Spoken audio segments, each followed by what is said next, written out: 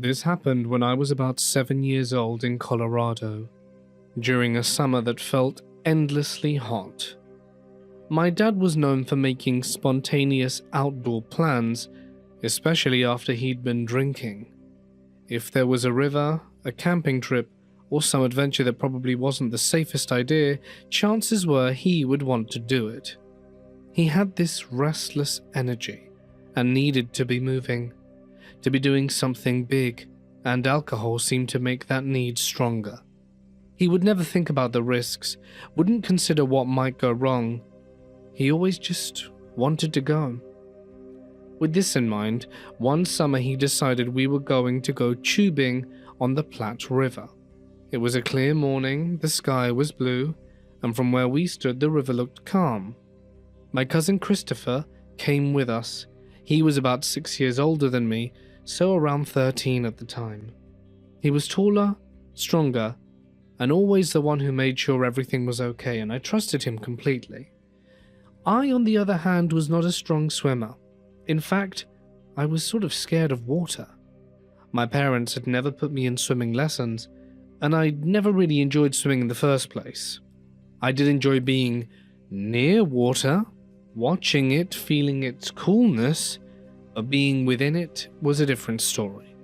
The sensation of not knowing where up was, of sinking, of being swallowed by it completely terrified me, and I avoided pools, lakes, and anywhere where I might have to submerge myself.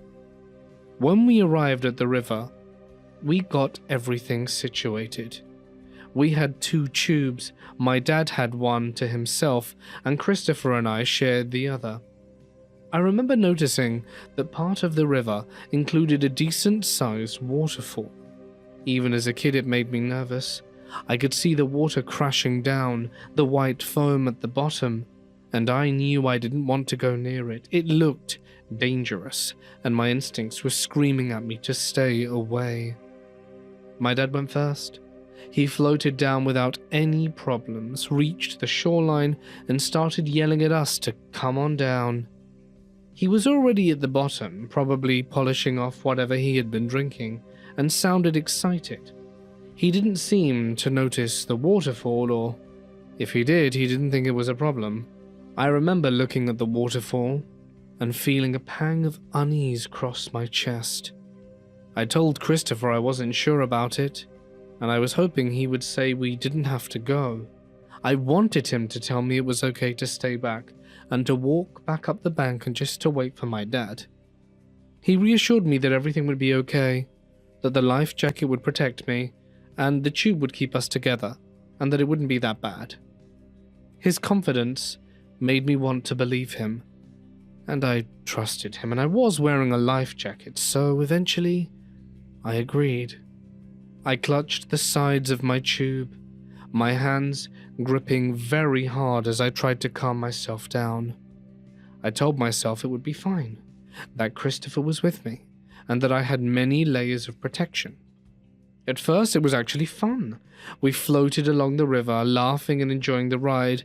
The water was cool, the sun was warm, and for a while I had completely forgotten about the waterfall. Then we got ever closer. The sound of the rushing water got louder, and I could feel the current pulling us forward.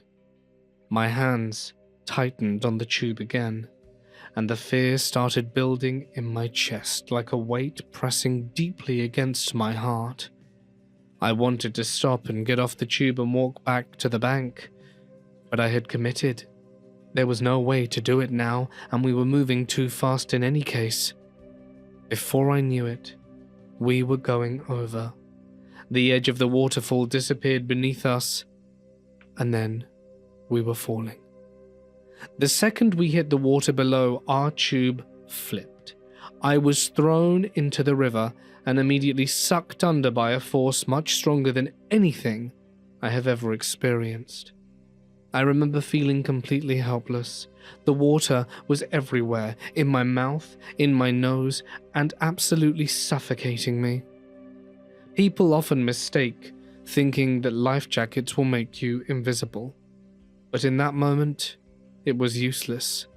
It was pulling me up, but the current was pulling me down and I couldn't fight both. I couldn't find the surface. I couldn't tell you which direction was up. Everything was a dark jumble of pure chaos. I fought as hard as I could, but every second I was losing. My arms were failing, my legs were kicking, but I couldn't get anywhere. The panic was overwhelming. I was going to drown. I was going to die right there in that river, and my dad was just standing on the shore, probably still drinking. Then, just when I was running out of strength, I felt someone push me upwards. It was Christopher. While I was drowning, he had somehow gotten to me and physically pushed me towards the surface. He must have fought the current too, must have struggled to get to me, but he did it, and risked his own life to save mine. The next thing I remember is breaking through the water and gasping for air. The air was so sharp, so cold, and I couldn't stop coughing. We both eventually made it to the shore, coughing up river water, and I was on my knees, spitting and crying. Christopher was right there with me, exhausted but alive. My entire body was shaking. I was sobbing uncontrollably. I couldn't stop. I was so afraid, relieved, overwhelmed, a whole cocktail of emotions. Christopher put his hand on my back and told me that we were okay. Probably the strangest part is that my dad didn't seem to think it was a big deal. He had been drinking and mostly brushed off the whole thing. He said it was just a little bounce and that we were fine, that we should try it again sometime. He, of course, didn't understand how close I had been to dying. He didn't understand what Christopher had done. But for me, it was a very big deal. I genuinely believe I would have drowned that day if Christopher had not been there. I would have gone under and never returned. And my dad would have just stood there, and no one would have known. My cousin always loved Superman growing up, and to me he became Superman that day. But as for swimming, that's for the fishes. I haven't swum since that day, and I don't think I ever will again.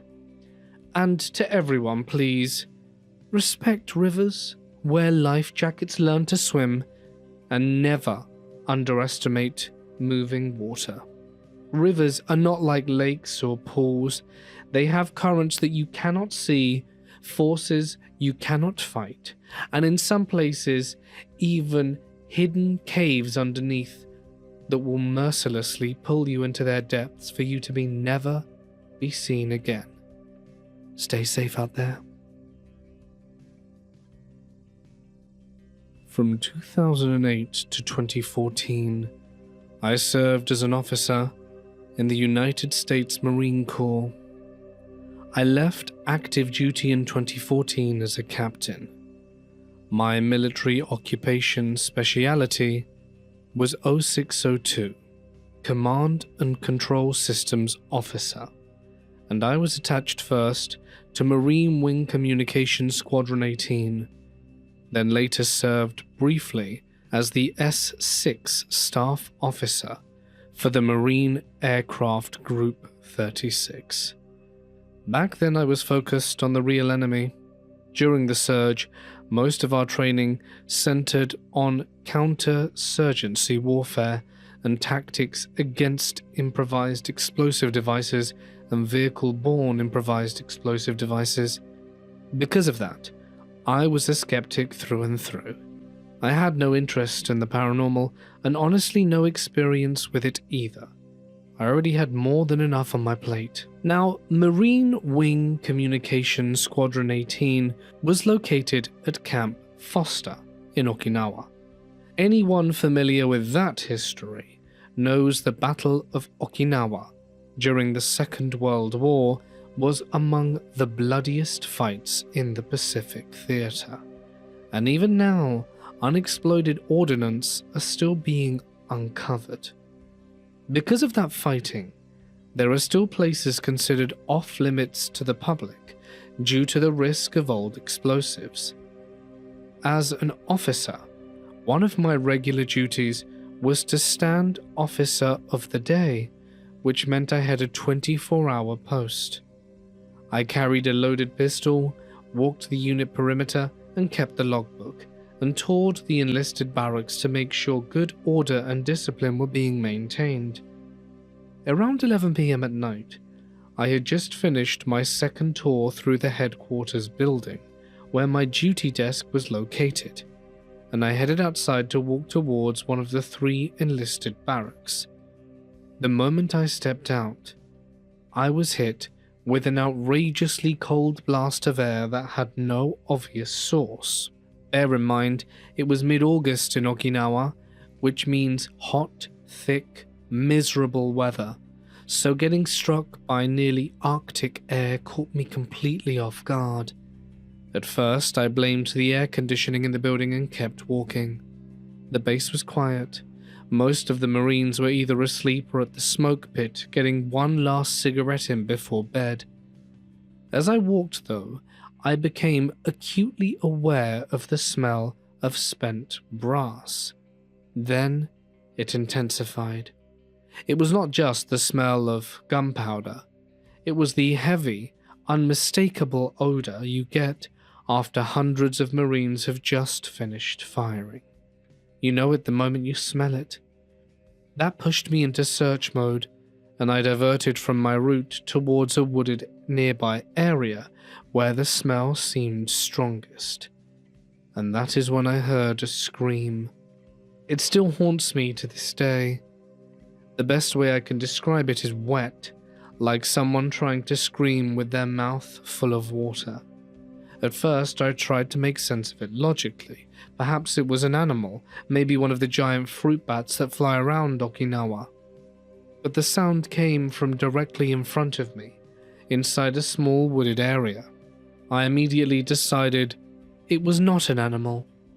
My next thought was that someone was being attacked nearby, so I ran towards the sound, switched on my flashlight, and began searching the area. I looked around every single tree, trying to figure out where it had come from. I searched for about 10 minutes and found nothing, though the smell of spent gunpowder was still strong.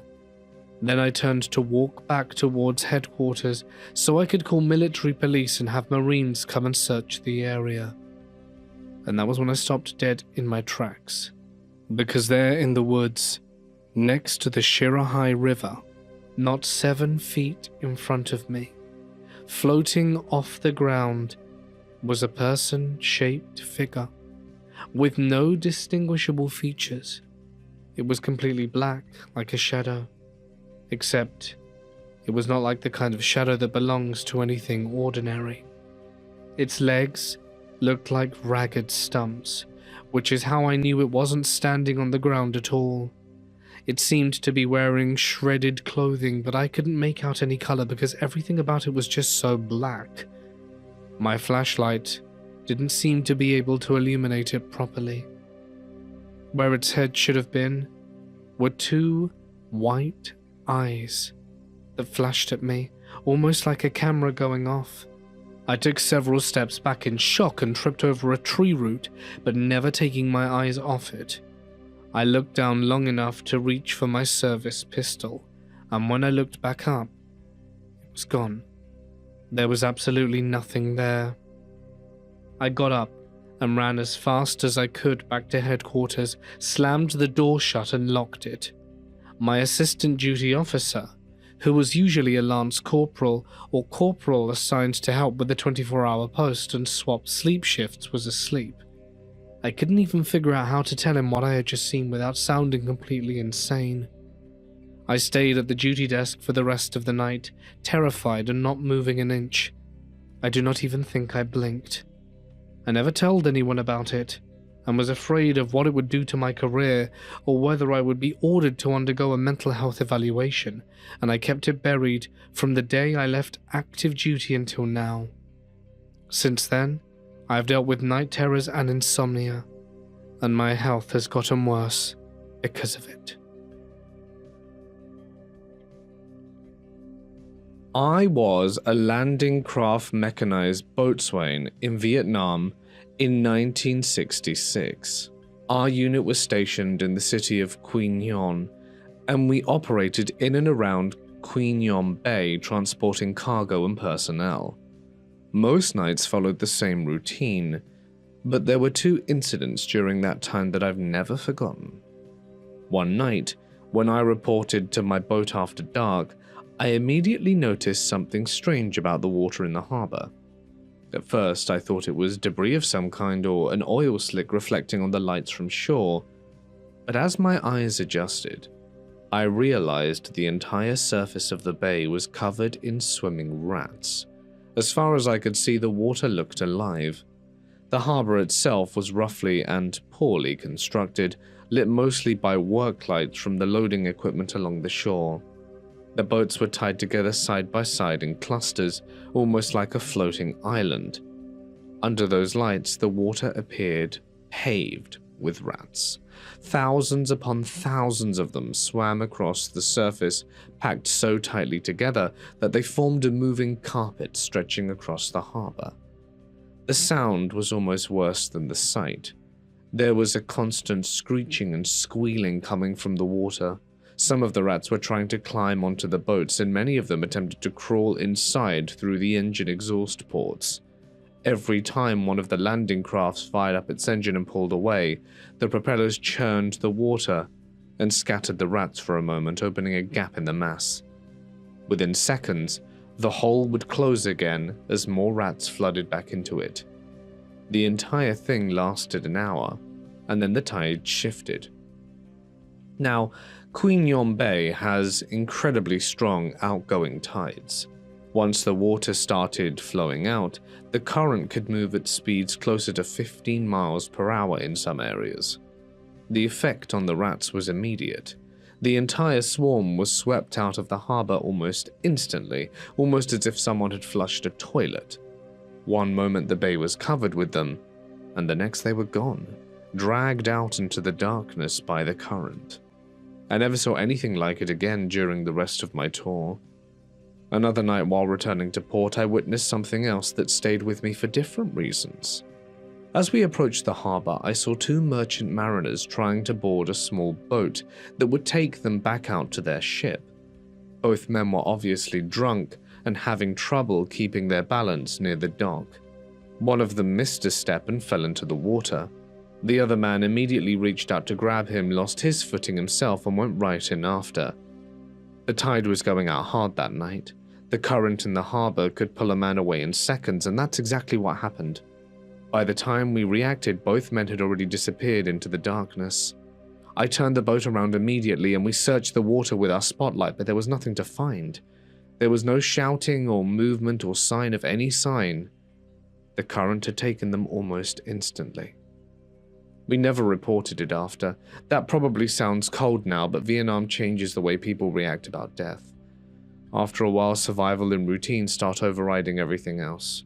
Things happened, people disappeared, and life kept moving on because we had to.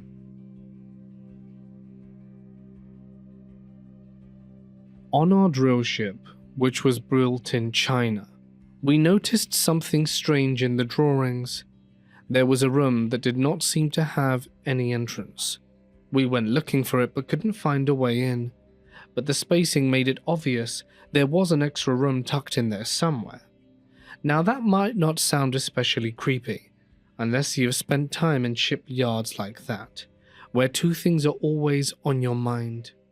One is stowaways, though I doubt that was the case here. The other is the sheer number of workers moving around at any given time following orders without question. We confirmed that the room had all 6 sides, but there was not a single weld visible from the outside. That only left one possibility, and I think most people can figure out where it's going. It looked like they had welded the room from the inside and they realized there was no way out once sealed. If the gas had not killed whoever was in there, the trap itself probably did. The feeling around that specific space is heavy, and people say they hear things there, and I definitely have too. This is not some kind of ancient ship. It rode from China to Amsterdam after it was completed, and then on its maiden voyage to America. Whatever happened in that room, it feels like it happened fast.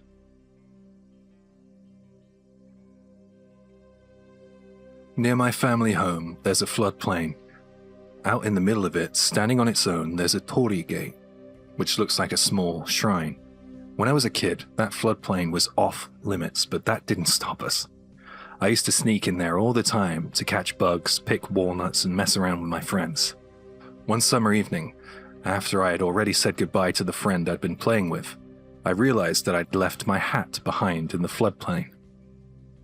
It was getting dim, but not fully dark yet, so I went back on my own.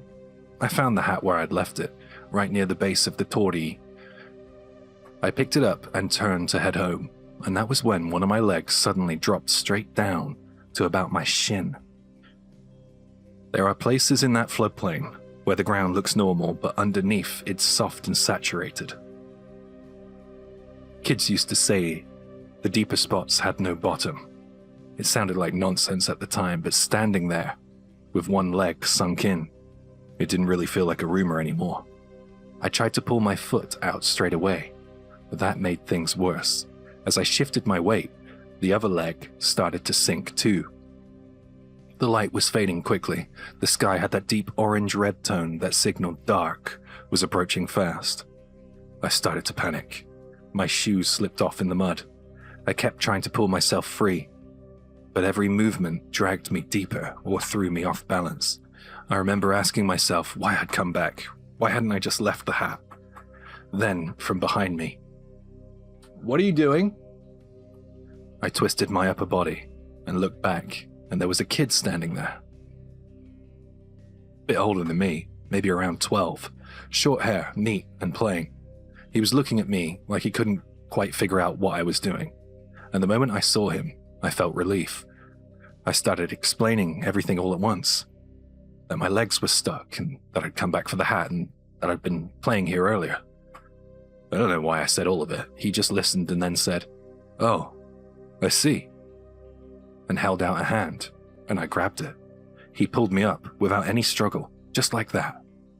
By then it was almost dark. I said a quick thank you without thinking, and he didn't reply. He just gave a small nod, then pointed behind me. Toward the fence where the floodplain meets the road, I turned and saw my mum was running towards it. The second I saw her, everything I'd been holding in came out at once. I started crying, and I hobbled towards the fence. My mum grabbed me as soon as I reached her. She pulled me close, then smacked me over the head a couple of times while holding me. I felt how much I had worried her. Then I remembered the kid. I turned back, but there was no one there. Or maybe it was just too dark to see anything. Either way, I didn't really question it at the time. I just assumed he'd gone home. That night we had pork sauté for dinner with a pineapple on top. The next day, on the way to school, I passed the road beside the floodplain, and I looked over there without thinking.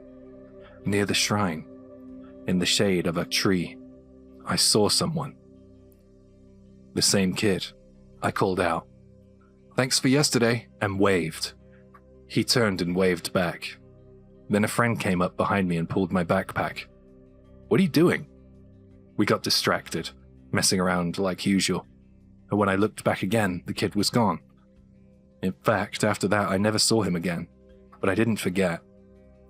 As I got older and started reading about some strange stories and local beliefs, I came to think of that kid as something like a guardian of that place, something tied to the land. Years later, I went back to the shrine with a small offering. Part of me wondered if I'd see that kid again, but I didn't. I left the offering and started heading home, and I turned back, and the offering was gone. There was no one there. I didn't hear anything. I mean, nothing to suggest anyone had come close. Still, that was enough. I felt settled. Even now, when I go back to my parents' place, I find myself glancing towards that floodplain. Every so often, I still catch myself looking for that kid. About the time I was 17, I went out to the beach with a few friends in the middle of the night.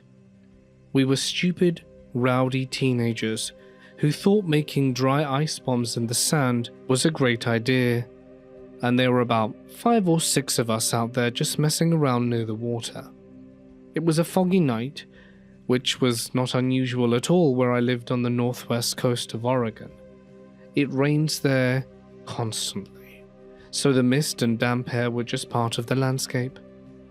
Well, after about 90 minutes of acting like idiots, we decided to walk further down the beach. We had probably been walking for about 15 minutes when we heard this strange scratching and grinding sound, and all stopped to listen. Not long after that, a tall figure emerged from the fog between us and the ocean. It had to be at least 8 feet tall, and it was dragging a chain behind it. Not a normal chain either, but a huge one that appeared to look like it would belong on an anchor or something equally as massive. The links looked enormous, maybe 8 to 12 inches long, and thick enough that they must have been about an inch in diameter. The chain itself had to have been at least 40, maybe 50 feet long, and this thing was just dragging it through the sand in the middle of the night. All of us went silent. I got the worst shiver down my spine and my hair stood on end. It felt like my breath left my body.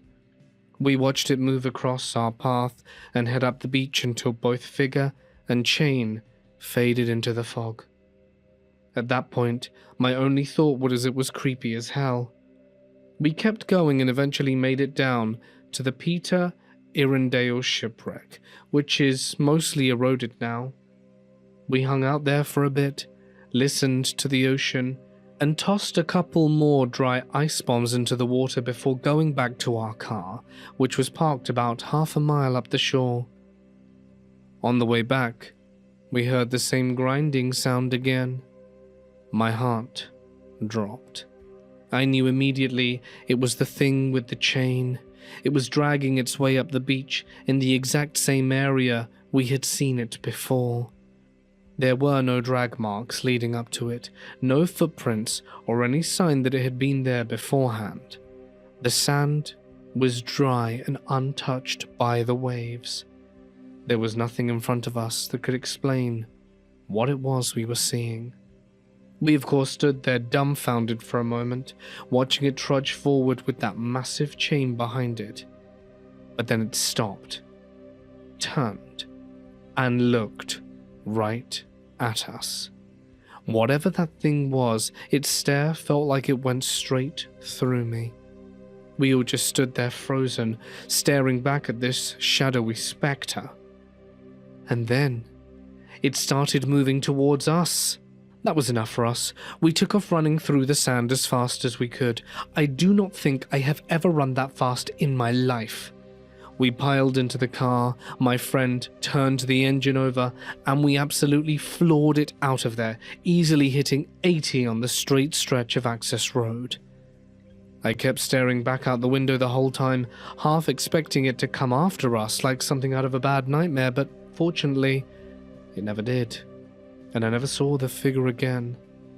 It was easily one of the strangest and most terrifying experiences I have ever witnessed. None of us were on drugs. We were all completely sober. And a week or so later, a friend who had not been there that night told me people used to practice black magic in the dunes there, and there was supposed to be an artifact of demonology and inverted crosses scattered around. I called nonsense at first, but then I asked his mum about it, and she said she had heard similar stories too. We found some inverted crosses made out of rusted metal, along with a few concrete blocks that were probably about a cubic meter in size. They had holes bored through them with metal rings inserted almost like anchor points. After seeing those, I put 2 and 2 together and started thinking the chain might have once been connected to those blocks for some purpose I don't even want to know about. Whatever that thing was, I never wanted to see it again, and never set foot in those cursed dunes after that experience.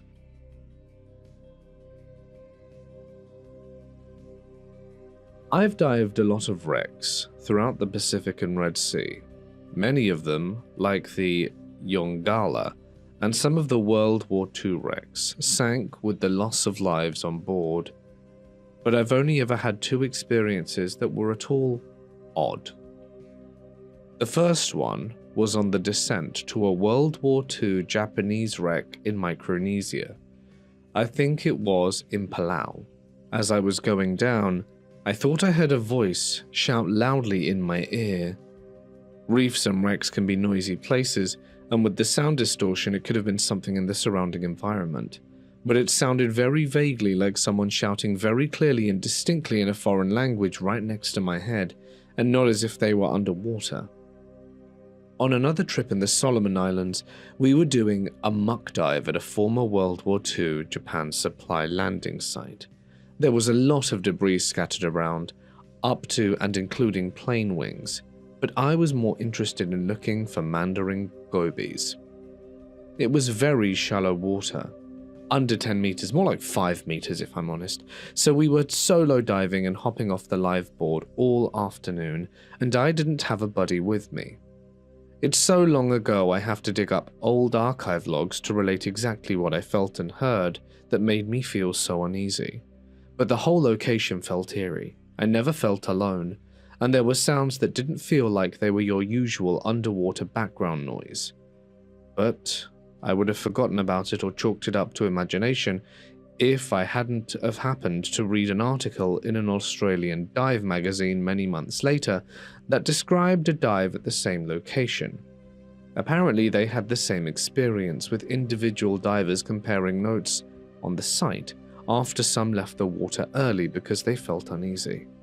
All of this is easily explained by background distorted noise and the psychological impact of diving in areas surrounded by the detritus of terrible war.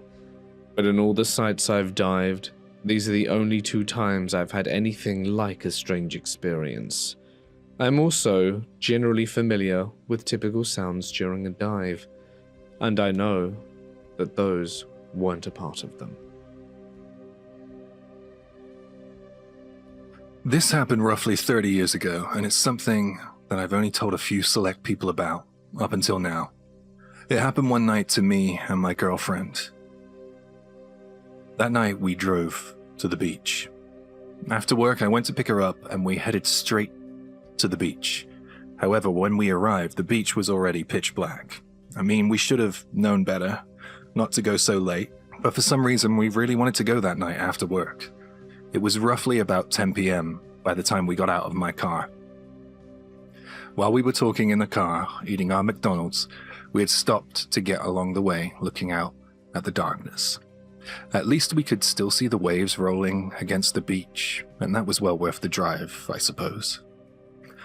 "I can't stay out too long, I have work early in the morning," I said to my girlfriend. But she didn't respond. I thought that she might have been annoyed at me for saying I had to leave so soon, so I looked over to her, and I noticed that she seemed to be transfixed on something out at sea. "What is it?" I asked her.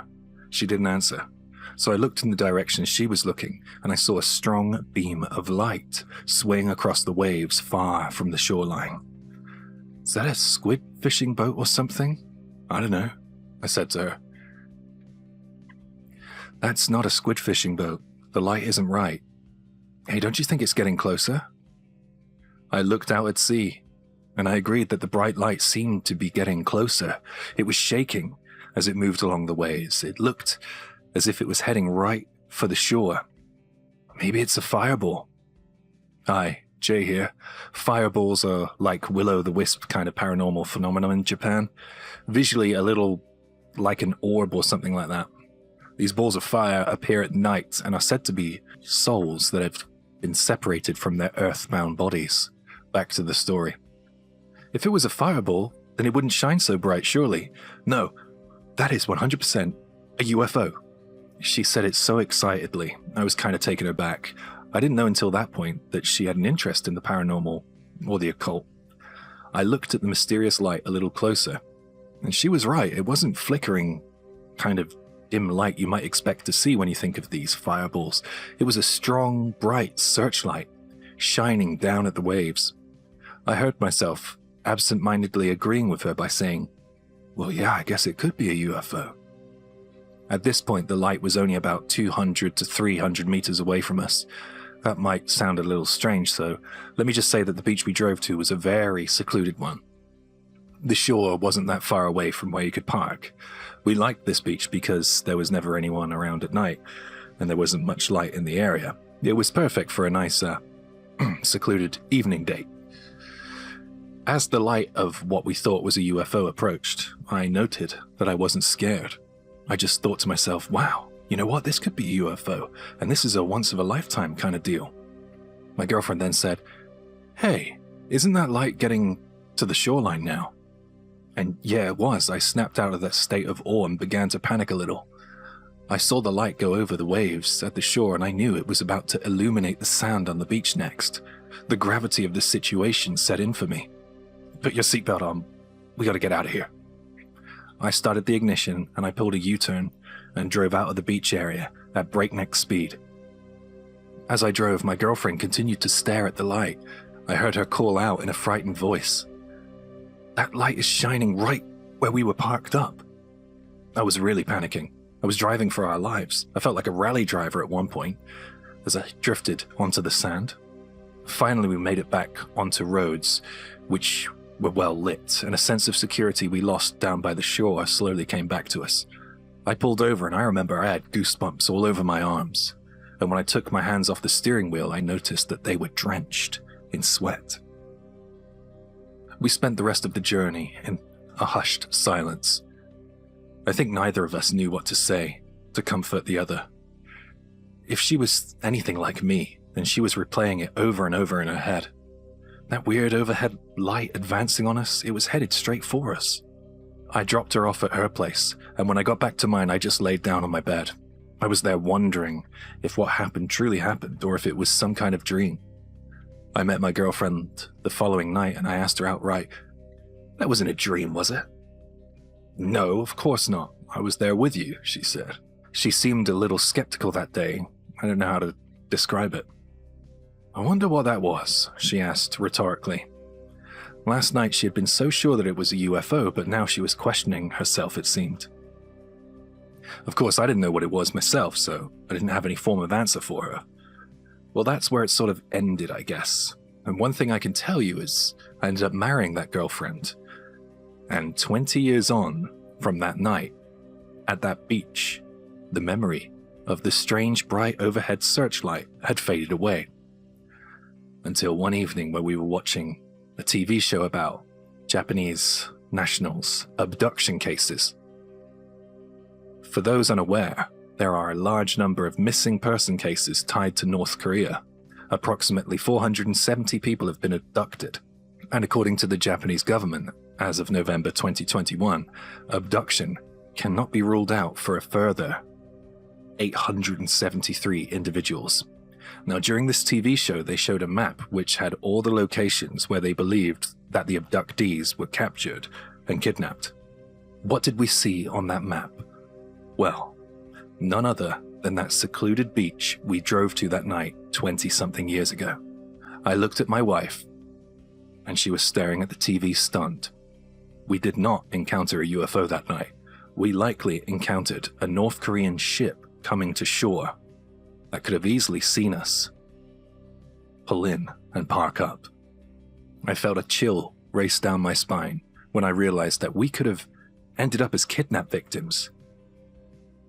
If I didn't drive off when I did, we could have been abducted. Since that day, whenever North Korea appears in the news, I think to myself how lucky I am to live the peaceful life I have with my wife. The realization that it wasn't a UFO, but people with evil intentions was hands down the scariest moment of my life.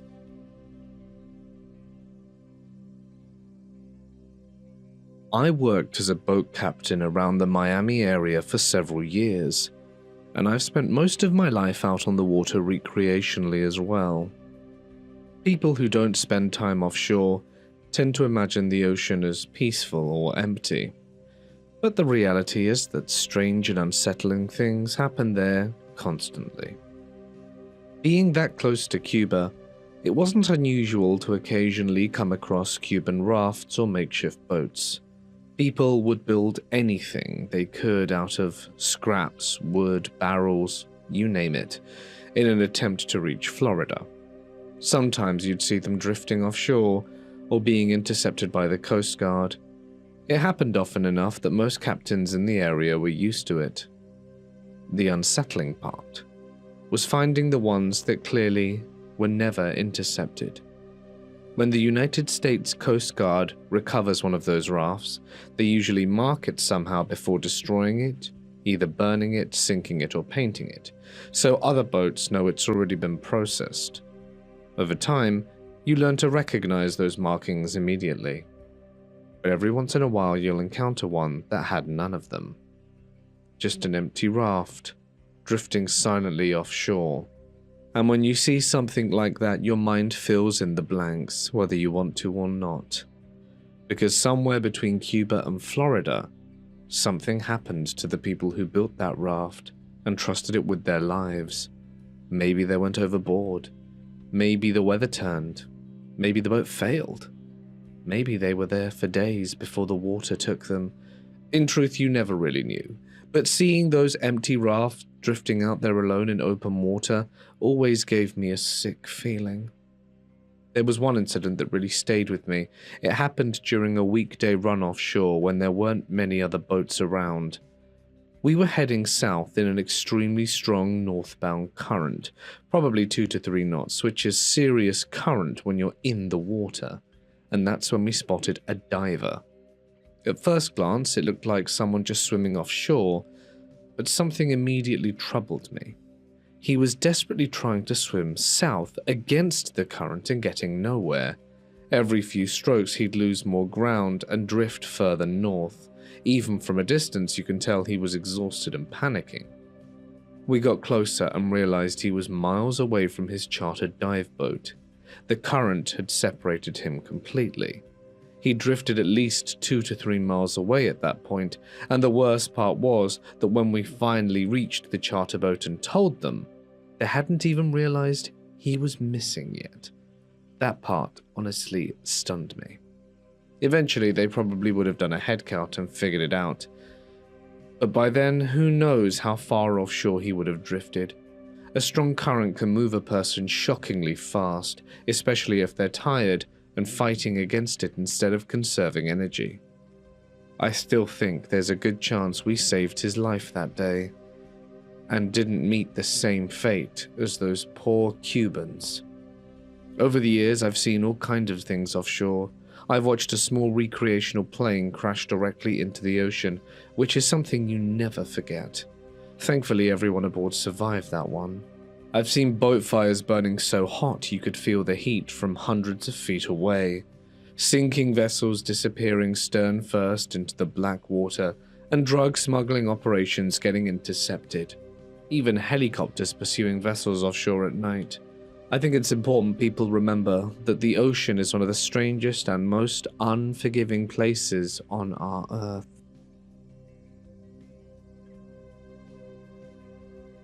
Back in September, my grandmother's oldest sister passed away. We called her Oba, even though she technically was my great aunt. Everyone in the family did. She was the oldest living relative we had left, and for whatever reason, the women in my dad's side of the family always seemed to hold more authority than anyone else. Because of that, the funeral ended up pulling in relatives I'd never seen or heard of before. We traveled out and stayed overnight for the wake and funeral. There was one person I was hoping to see. A cousin, Shuji. We're almost the same age, and when we were kids, he was the only one in the family I could really spend any time with. Everyone else was either too young, too old, or just not interested. If I was going to see him again, it would be the first time in about 15 years. But at the wake, only his parents and his older sister showed up. Shuji wasn't there. And for some reason, seeing that brought something back. A memory I hadn't thought about in years. On my dad's side, things were always a bit unusual. The family line didn't pass down to the eldest son, but to the eldest daughter instead. Most of the relatives still lived along the sea of Japan's coast, and in the same region where Oba's house was. My dad was the third son, so he left, moved to Osaka. We grew up pretty detached from all of that. Shuji's family was similar. They lived in Kanagawa, not part of the day-to-day customs, just like us. Every summer, around Obon, the whole family would gather at Oba's house. We'd stay there for several days, visiting graves, going to local festivals, eating together. Her house sat close to the sea. Not right on it, but just beyond the road. You could see it. Close enough that the smell of salt carried on the wind. When we were kids, Shuji and I would spend most of our day down there, running around the shore, throwing stones, getting yelled at for going too far out. That memory that came back was from winter. I was maybe in the second or third year of primary school. There had been another funeral at Oba's house. I think it was her husband who had passed away. Just like this time, we stayed overnight for the wake and the funeral, and Shuji's family was there too. At that age, I didn't really understand funerals. I wasn't thinking about death or loss or anything like that. All I cared about was the fact that Shuji was there, that I'd have someone to play with. We arrived in the morning, ate, and then the wake started. I don't remember much about it, to be honest, except how dull it felt. Sitting still, not being allowed to talk, no chance of going outside.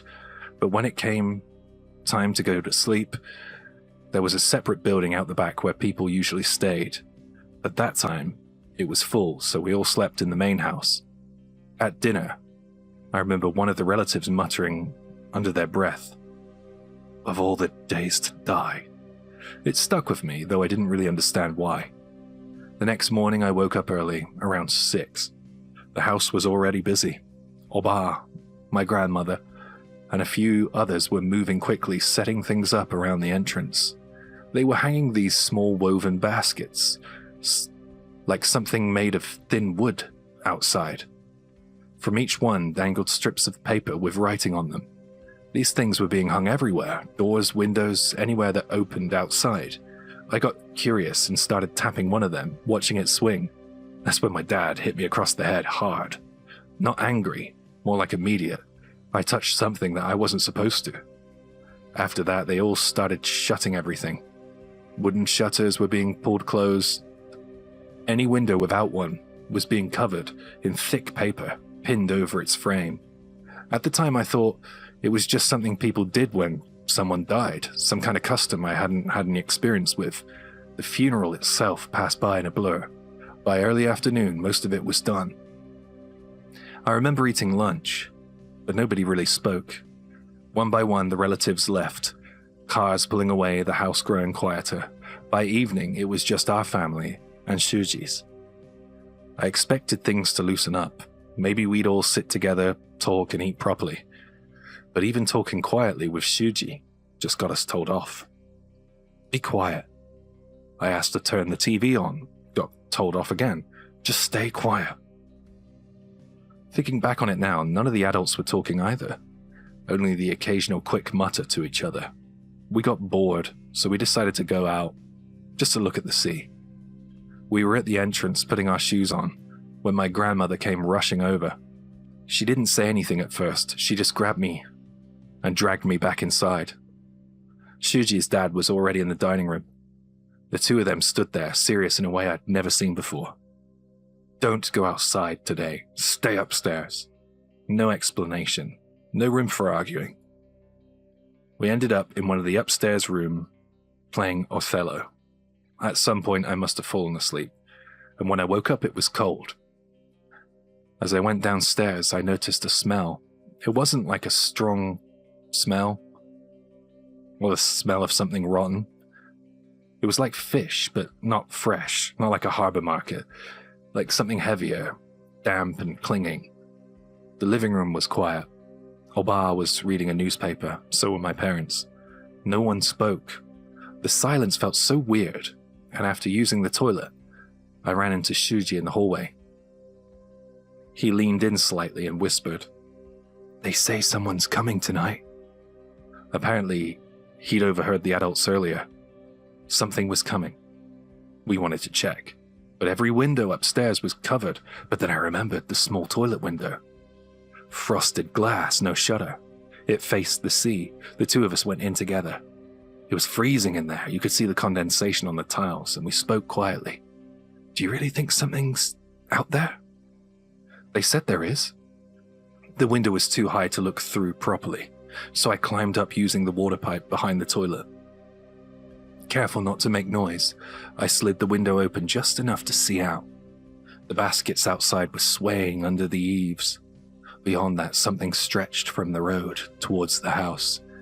At first, I couldn't make any sense of it. It was just a long shape, long and thin, but it was moving, slowly, coming closer. I watched it for about 10 seconds. That was enough. Something about it made my body react before my thoughts could catch up. I shut the window. There's something there. What is it? I don't know, but it's coming this way. Shuji said that he wanted to have a look. I told him that we should go back. My voice didn't sound right, I could hear it. Tight and uneasy. He pulled away and climbed up, opened the window, looked out, and stayed like that. Shuji, that's enough. Let's go back. Hey, that... He didn't finish. His voice changed. A small, strained sound. Hit. Hit. Then I heard something behind me. What are you doing? Shuji's dad was standing there. His expression wasn't anger, it was something entirely different. I didn't even get a chance to speak. He grabbed me by the collar and threw me out into the hallway. A second later, Shuji was thrown out too. The door slammed shut behind us and adults rushed in. Obaha grabbed me. Did you see it? Her voice was shaking. Did you see its face? I shook my head. I couldn't see properly. It was dark. I stopped looking. Behind me, they were blocking the toilet door, dragging something heavy in front of it. Shuji's dad grabbed him. Shuji, what did you see? Shuji was smiling, or trying to. His face was stiff, tight, like it didn't belong to him properly. A strange sound kept coming out of him. He. No one spoke for a moment.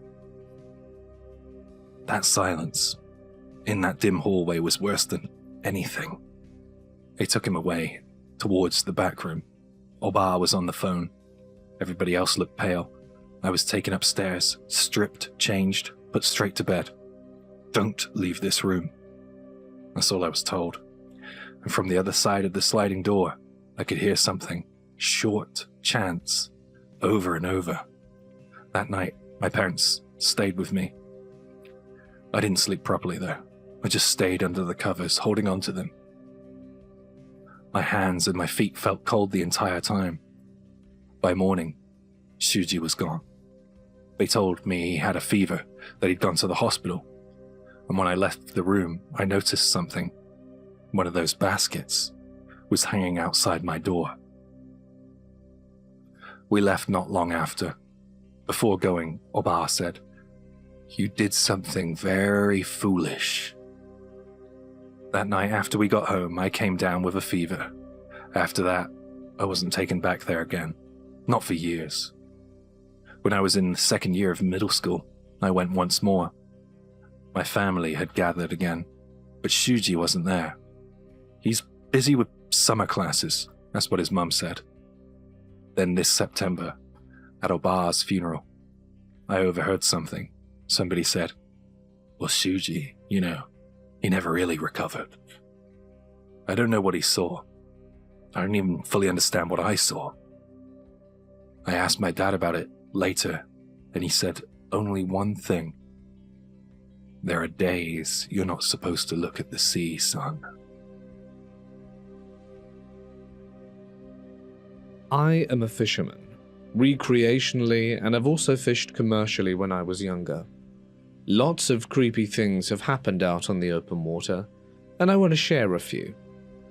The first one was the time we got caught in some sort of electrical storm back when I was working an inshore dragger, out on a dead calm day in thick pea soup fog. I'm out working on deck when all of a sudden the air just starts to feel different. I don't really know how to describe it exactly. Just like the air had a sensation to it. And I actually started to hear a faint buzzing in my ear. At the same time I'm becoming aware of this, The captain comes out of the wheelhouse laughing. I look over and the hair on his head is standing on end, like if someone just rubbed a balloon all over it. He points to me, and I realize my hair is standing on end as well. We laugh about it, and then it occurs to us that there's probably a goddamn imminent lightning strike coming, and we both take cover in the wheelhouse. No lightning ever struck though. I guess the front just moved on and things kinda went back to normal after 10 minutes, so we just resumed our work. The second one is probably the only paranormal thing I've ever experienced. Night fishing with my wife and a female friend on a local river and watching a meteor shower, just chilling, drinking and fishing. I decide I wanted to check out a spot further downriver, so I leave them behind and head off into the woods. I'm about 100 yards or so down the path, all alone, just me and the crickets, when I hear a female voice say my name. Loud, plain as day, like someone was standing just a few feet behind me and trying to grab my attention. I turn around thinking one of the girls followed me into the woods, but no one is there. I am not really a huge believer in the supernatural or anything, but this absolutely freaked the hell out of me. So I just immediately head back, and sure enough, they're still hanging out on the riverbank watching the meteor shower. There is absolutely no way I could have heard them that clearly from that far away. I told them what happened, and they still to this day think I was just messing with them and trying to frighten them. But I'm telling you, I still get the willies thinking about it, and the fact I've never been back to that spot since. This story happened from when I was working on a ship. One night we were sailing through Alaskan waters, and it happened to be my first time ever seeing the Northern Lights. I could honestly not get over how incredible it was. The sky was so bright, it almost resembled dusk, and we could see clearly for miles. A few buddies and I went up to the roof, or what we called the Lido deck, at around 1 AM just to watch it. After a while, there were about 6 of us up there, and before long it was almost the entire crew. That is when a huge, white spotlight suddenly shined right at us. We were close to land, but the light was above the water, not low enough to be coming from another ship. It was also very high up. It stayed on us for about 15 to 20 seconds, and when it finally shut off, we all looked around trying to figure out what it was. But there was nothing there, no aircraft or visible source. A few minutes later, the lights shone on us again, only this time it was on the other side of the vessel above the mountains. Again, there was no way to tell what it was. We all saw it. None of us had ever seen or heard an aircraft hovering those waters like that, especially at 2 AM. We never figured out what it was. Our best guess was that it might have been some kind of quiet military aircraft doing drills or something, but no one really knows. Either way, it was one of the strangest things I have ever experienced in the ocean.